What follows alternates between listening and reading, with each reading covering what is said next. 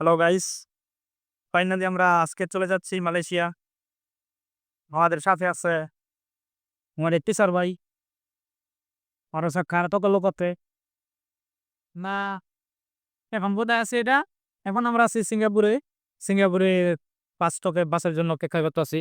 এরপরে একটু পরে যে হলো যাব এই যে আমাদের সাথে আছে আমাদের সাথে আই দীপু, এই যে আমাদের ভাই দীপু এদিকে আয়। বিপ্লব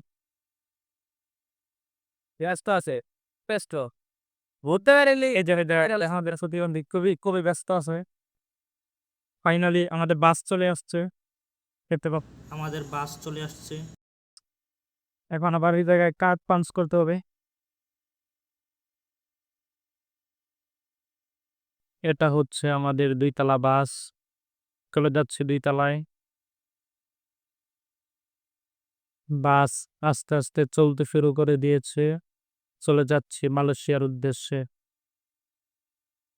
আমাদের মালয়েশিয়ার এই ভ্রমণ উপভোগ করতে আমাদের সাথেই থাকুন।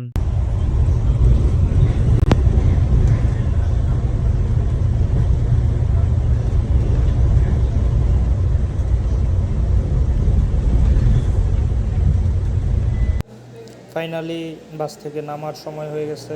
এখন আবার আগের মতো পাঞ্চ করব আর বের হব। বাস থেকে নেমে গেলাম।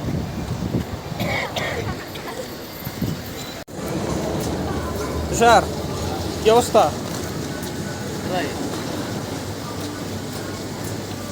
এখন আমরা উঠবো ট্রেনে। বাসের পর্ব শেষ, এমআরটি ট্রেন।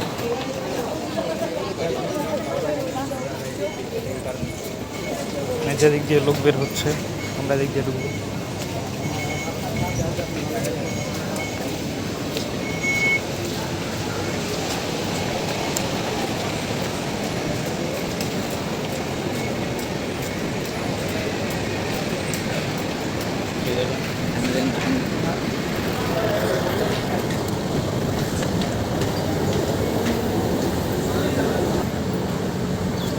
ওই যে আমাদের বাকি ২ জন। দীপুরকে তো দেখাই যাচ্ছে না, দীপু অনেক পিছনে চলে গেছে। ফাইনালি আমরা ট্রেনের অপেক্ষায়।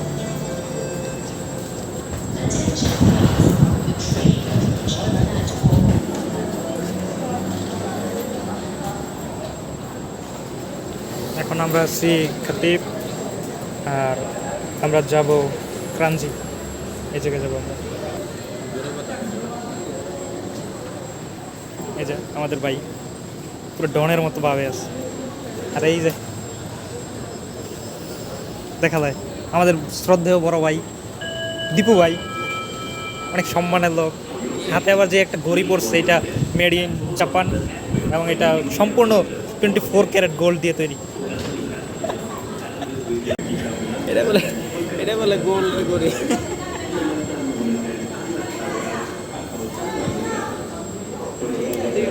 আমাদের ট্রেন চলে আসছে, এখন আমরা ট্রেনে উঠবো। যাচ্ছি আমরা ক্রাঞ্জি।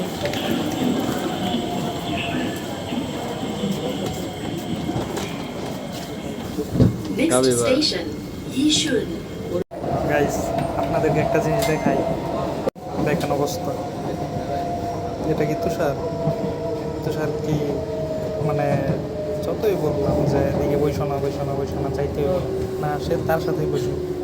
এই যে আমাদের আর বড় ভাইয়েরা সবাই বেঁচে আছে, খালি আমার জন্যই কোনো সিট নাই। আর তুষার তো খুব মজায় আছে, খুব মজা, আরে খুশি কারে কয়, এত খুশি। আর ওইদিকে দেখেন রাকিব, রাকিবও একবারে পুরো ম্যানেজ ট্যানেজ করে নিয়ে নিস। ট্রেন থেকে নেমে গেছি, এখন আবার আগের মতো পাঞ্চ করব, বের হবো। আমাদের তুষার ভাই পাঞ্চ করছে, আমি এদিক দিয়ে চলে গেলাম।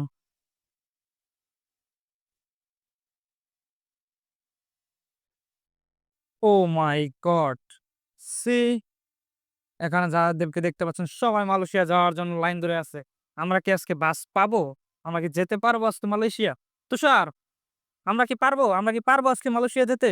অবশ্যই পারবো, হিম্মত রাখো, ধৈর্য ধরো, সবুরে লাও বলে। এই হচ্ছে অবস্থা। সিঙ্গাপুর থেকে এত মানুষ মালয়েশিয়া যাচ্ছে যা বলার বাহিরে। সবাই মালয়েশিয়া যাচ্ছে। ভিতরে এই যে বাহিরে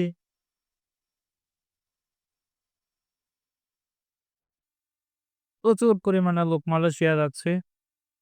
জানি না কখন বাসে উঠতে পারবো। মানুষজন এখনো আসছেই। মনে হয় মিনিমাম ১ ঘন্টার মতো লাইনে দাঁড়ায় দেখতে হবে। বাস কখন আসে, কখন সিরিয়াল পাই।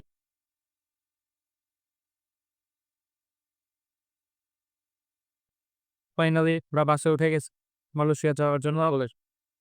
দেখতে পাচ্ছেন বাসের কি অবস্থা, একবারে কানায় কানায় পরিপূর্ণ বাস। সবাই যাচ্ছে মালয়েশিয়া।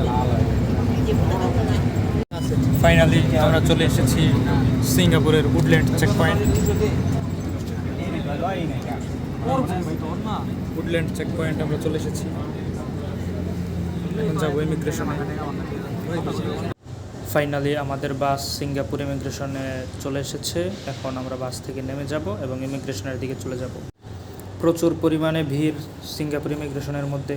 সবাই মালয়েশিয়া যাচ্ছে, দেখতে পাচ্ছেন কি পরিমাণ ভিড় সিঙ্গাপুর ইমিগ্রেশনে। ফাইনালি আমাদের সিঙ্গাপুর ইমিগ্রেশন ক্রস করা শেষ। এখন আমরা মালয়েশিয়া ইমিগ্রেশনে যাওয়ার জন্য আবার বাসে উঠেছি। ৫-৬ মিনিটের মতো লাগবে, মালয়েশিয়া ইমিগ্রেশন চলে যাব। সিঙ্গাপুর ইমিগ্রেশন থেকে মালয়েশিয়া ইমিগ্রেশনে যাওয়ার পথে একটা জিনিস লক্ষ্য করলাম, যত পাবলিক ট্রান্সপোর্ট আছে তাদের জন্য আলাদা রাস্তা। আপনারা দেখতে পাচ্ছেন যত প্রাইভেট কার বা নিজস্ব গাড়ি আছে ওইগুলো সবাই এই জ্যামের কারণে রাস্তায় অপেক্ষা করতেছে, কিন্তু যত পাবলিক ট্রান্সপোর্ট আছে তাদের জন্য আলাদা লাইন। পাবলিক ট্রান্সপোর্ট কোনো জ্যামের মধ্যে আটকাবে না। আমাদের বাংলাদেশের রাস্তাঘাটগুলিও যদি এরকম হতো তাহলে আমাদের বাংলাদেশও অনেকটা এগিয়ে যেত। আমরা মালয়েশিয়া ইমিগ্রেশনে চলে এসেছি। যেহেতু ইমিগ্রেশন এরিয়ার ভিতরে ভিডিও করা নিষেধ, তার কারণে ইমিগ্রেশনের ভিতরের ভিডিওটা দিতে পারলাম না। ফাইনালি মালয়েশিয়ার ইমিগ্রেশন কমপ্লিট করে বাহিরে বের হলাম।